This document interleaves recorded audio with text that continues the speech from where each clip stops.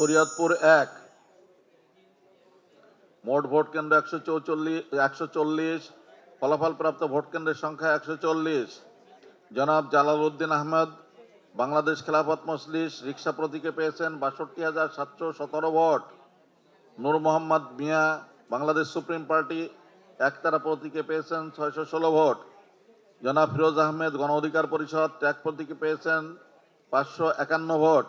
জনাব মোহাম্মদ আব্দুর রহমান জাতীয় নাগরিক পার্টি শাপলাকলি প্রতীকে পেয়েছেন ৪৭৫ ভোট।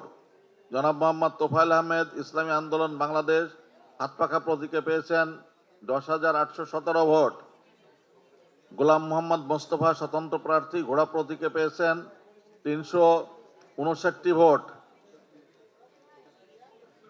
জনাব সাইদ আহমেদ বাংলাদেশ জাতীয়তাবাদী দল ধানের শীষ প্রতীকে পেয়েছেন ৭৭,৩৯৮ ভোট।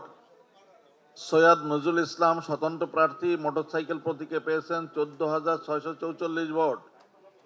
শরীয়তপুর ২, মোট ভোট কেন্দ্রের সংখ্যা ১৩৭, ফলাফলপ্রাপ্ত ভোট কেন্দ্রের সংখ্যা ১৩৭। জনাব আখতারুজ্জামান সম্রাট গণ অধিকার পরিষদ ট্যাগ প্রতীক নিয়ে পেয়েছেন ২৮৩ ভোট। জনাব ইমরান হোসেন ইসলামী আন্দোলন বাংলাদেশ হাতপাখা প্রতীকে পেয়েছেন ৬,৫০৫টি ভোট।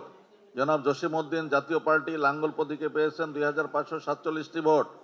জনাব পারভেজ মোশাররফ জনতার দল কলম প্রতীকে পেয়েছেন ৪৪২ ভোট।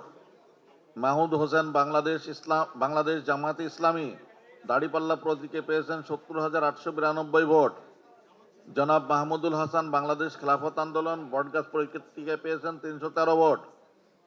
জনাব মোহাম্মদ আলমগীর হোসেন স্বতন্ত্র কম্পিউটার প্রতীক নিয়ে পেয়েছেন ২৪৬ ভোট। জনাব মোহাম্মদ নাসির স্বতন্ত্র প্রার্থী সোফা প্রতীকে পেয়েছেন ২০৬ ভোট। জনাব মোহাম্মদ শফিকুর রহমান কিরণ বাংলাদেশ জাতীয়তাবাদী দল ধানের শীষ প্রতীক নিয়ে পেয়েছেন ১,২৯,৮১৪ ভোট। শরীয়তপুর ৩, মোট ভোট কেন্দ্র ১১৮, ফলাফলপ্রাপ্ত ভোট কেন্দ্রের সংখ্যা ১১৮। জনাব মিয়া নুরুদ্দিন আহমেদ অপু বাংলাদেশ জাতীয়তাবাদী দল ধানের শীষ প্রতীক নিয়ে পেয়েছেন ১,০৭,৫১৬ ভোট। জনাব মোহাম্মদ আজাহারুল ইসলাম বাংলাদেশ জামায়াতে ইসলামী দাড়িপাল্লা প্রতীক নিয়ে পেয়েছেন ৬৯,৬৮৪ ভোট। জনাব মোহাম্মদ আব্দুল হান্নান জাতীয় পার্টি লাঙ্গল প্রতীক নিয়ে পেয়েছেন ২,০৬৪ ভোট। জনাব মোহাম্মদ হানিফ মিয়া ইসলামী আন্দোলন বাংলাদেশ হাতপাখা নিয়ে পেয়েছেন ৯,৮১৪ ভোট।